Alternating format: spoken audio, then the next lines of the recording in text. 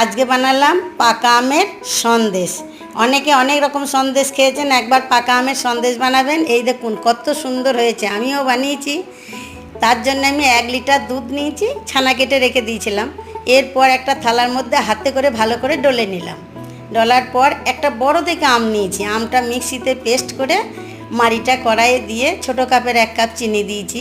কালারের জন্য আমি আবার একটু ফুড কালার ব্যবহার করছি। এরপর আমি ছানাটা দিলাম, ছানাটা দিয়ে ডাবু হাতা দিয়ে ভালো করে ডলে ডলে মাখনের মতো ঘেঁটে নিলাম। ঘেঁটে নিয়ে এর মধ্যে 1 চামচ ঘি দিলাম গন্ধর জন্যে। আর তাড়াতাড়ি মিষ্টিটা শুকনো শুকনো হবে বলে আমি একটা আমুল স্প্রে দুধ 10 টাকা দামের ব্যবহার করলাম। এই দেখুন আমার রেডি। এবার আপনারা আপনাদের মতো মনের মতো করে সাজিয়ে পরিবেশন করুন, খেতেও দারুণ লাগবে। কম খরচে কম সময়ে কেমন হয়েছে জানান।